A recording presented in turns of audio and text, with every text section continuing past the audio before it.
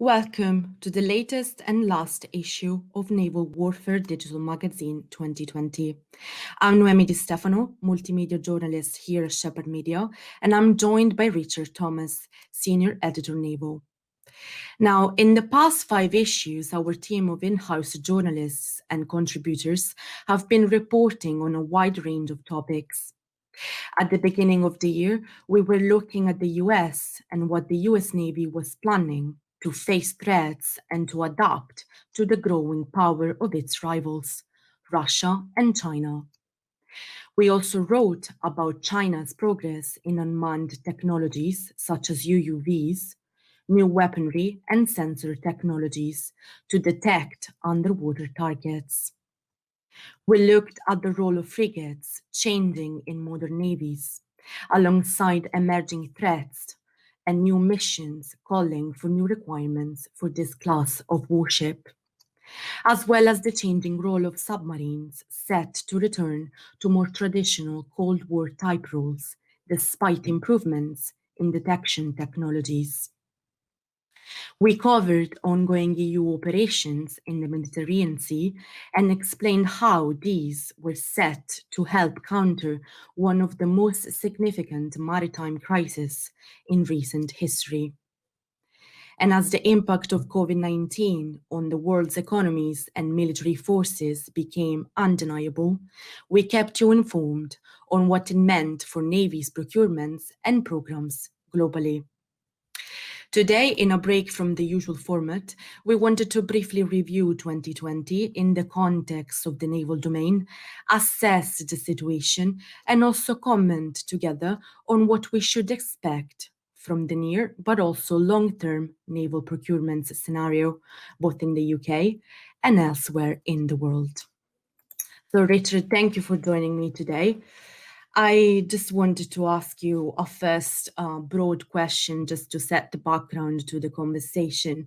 So if we look back at the beginning of the year before the pandemic started, and then we look at the current situation in the EU or elsewhere, would you say that COVID has overall turned the tables for the naval defense sector in terms of procurement and current programs? Thanks, Noemi. It's probably too early to say for sure. We're 9 months into a global pandemic. Yes, this pandemic has impacted and will impact nations' finances through various lockdowns or restricted use of businesses. But it's too early to tell what financial impact this will have on defense procurement. That said, you can't really go into a recession, as the UK did, for example, and not expect in probably the near and medium term some impact onto in terms of the available finances. So kind of not really in terms of immediate impact, but you can definitely foresee short and medium term problems and situations that will have to be resolved creatively further down the line. And do you think it is fair to say that the pandemic has brought into sharp focus some of the vulnerabilities of the naval sector? And if you think that the answer to this question is yes, what do you think are those vulnerabilities? The answer is certainly yes. The US forces, just at the start of the pandemic, were talking about a new biosphere that its naval assets would have to be operating in. And that's a really good word for it, because this is a new environment that ships have to contend with. You just have to look at the impact when the virus can get on board a ship. Look at what happened with Harry Truman. Was on operations in the Asia Pacific and had to return to Guam for a deep clean, but its crew was also had to be moved off board, and those that were infected.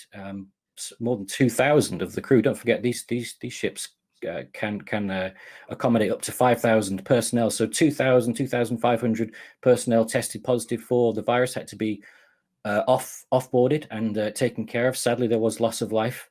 The French carrier, the Charles de Gaulle, again, that had to return to port due to an outbreak of COVID-19 on board, and Queen Elizabeth was delayed in its most recent workup to full operations next year due to a small outbreak of COVID on board. So the navies have to contend with this new environment, and to do so, what they're doing is they're isolating crews for weeks ahead of deployment. But even then, that's no guarantee that those that might be asymptomatic might carry the virus on board.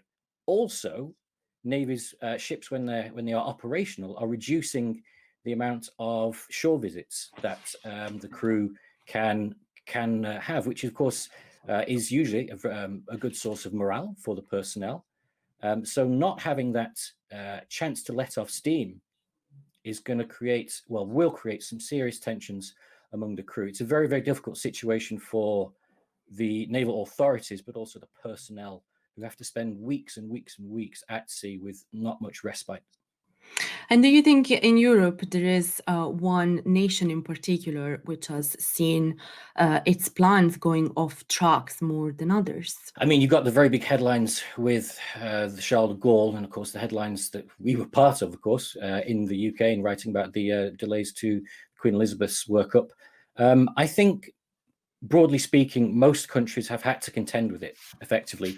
You might have seen more coverage of the UK and France, but every European navy has had to try and prevent the spread of virus on board ships, make sure that the personnel are healthy, are safe, and as I say, make sure that the operational missions and the functions are still maintained. It's been a very difficult time for Europe, of course. It's been very badly hit by the virus, as is the rest of the world, of course. But as I say, again, I'll just return to the point that, broadly speaking, European navies have done a really good job in ensuring the safety of the naval personnel, but also ensuring that missions and operations still go ahead. And if we look at programs, current programs in Europe or even in the US, if you want, are there any of those programs that you would have expected to be more impacted by the pandemic, which haven't, or others that you would have not expected to be impacted, which have been impacted and stalled? Yeah, I mean, there have been a couple of programs. You can look at delays to the PPA, the Italian patrol vessel program, due to the fact that the shipyards had to cease most of the functions, so they weren't really able to do much building on the first in class there. So there have been delays, but I think industry has put in the same way that naval authorities put into practice procedures to ensure the return to operations. I think industry has done a very good job in obviously working with social distancing and ensuring that their own workforce is safe at work. I think they've done a very good job. So any delays that you have had, and there have been some, in terms of naval shipbuilding, would be minor for the most part. And you'd think over the lifetime of a naval shipbuilding program, let's say 10, 15 years, that any delay that you've had over the past 9 months could be made up. Not to say that if there are further complications due to the COVID pandemic, that additional minor and smaller delays might be incurred, which, if you add it up, could potentially cause some larger delays to shipbuilding programs. But at the moment, those delays are minimal and they have been broadly mitigated. And what about any shocks in terms of production, manufacturing, or supply chain? Do you think there have been any shocks in that field? I think actually it's been quite a good year for the naval industry. That obviously any industry, particularly one that goes through such boom and bust cycles as naval shipbuilding, does have general struggles that it has to contend with. But just to take the UK as an example, I mean, 2019 was a terrible year for UK shipbuilding with closure of yards like Appledore and places like that. 2020 in the UK has been very good. We have the rescue of Appledore, which will return to some form of naval shipbuilding in future, probably smaller patrol vessels. Harland and Wolff is, of course, back on its feet, and part of Infrastrata's efforts with those two facilities includes some commercial shipbuilding and sort of supply and maintenance, but also some naval shipbuilding, whether it's block builds or whole vessels. So I think 2020, strange as it might seem for this year, because it's been not a positive year around the world, effectively. But I mean, for naval shipbuilding, it's not been too bad. Certainly nowhere near as dramatic as 2019. I know that you mentioned Infrastrata. I would encourage our listeners to go and listen to the interview with the CEO that you had a couple of weeks ago in our podcast. I think it is episode 42. And to just remain on a positive note, you wrote a story about an announcement made on the 21st of October, in which the UK MOD revealed that one program, the FSS, will restart in Q1 2021, and confirmed that it would also serve to revitalize British shipbuilding. And then in that same statement, the MOD made clear that the UK has all the intention to maintain anyways collaborations and relationship with overseas countries. So what would you read in the UK in intention to safeguard and boost the shipbuilding sector? Yeah, so the FSS program will provide the Royal Fleet Auxiliary. That's the support service that provides logistics support to the Royal Navy, would provide that service with 2 or 3 large support vessels.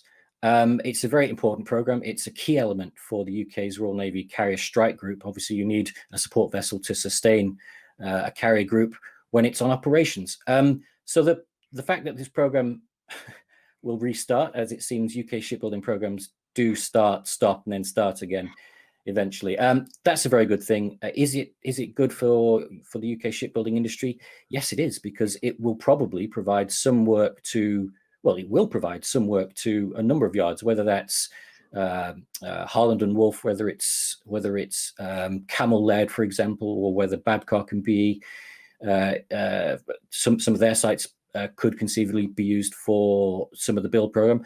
Obviously, the competition has to be restarted, so the various UK elements will be working up their new proposals.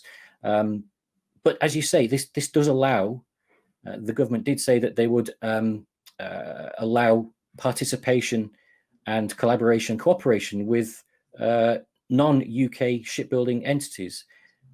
So the government has to toe a very delicate line between finding the right capability at the best price and ensuring that the UK can keep its indigenous manufacturing capability.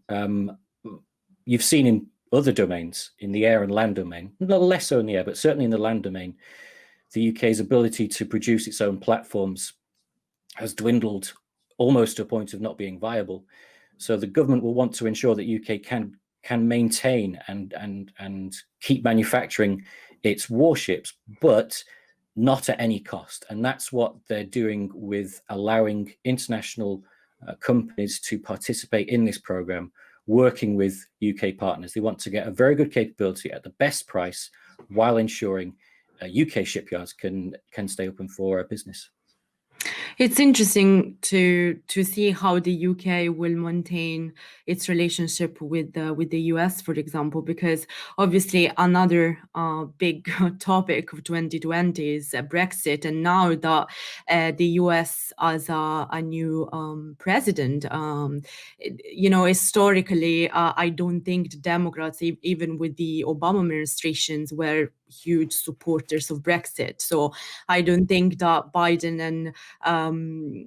and Boris Johnson are going to be political paths. So it would be interesting to see what is the future of the UK and US relationship, what a transatlantic deal could look like, and what do you think this means for the UK? The UK finds itself in probably a more difficult situation than it might have anticipated. Obviously, the the incoming administration in the US, obviously, will be led by President-elect Biden.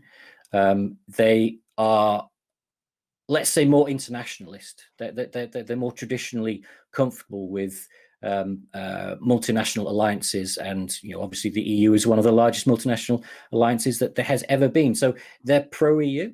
Obviously, President Biden, President-elect Biden, has his own personal connections to the Republic of Ireland as well.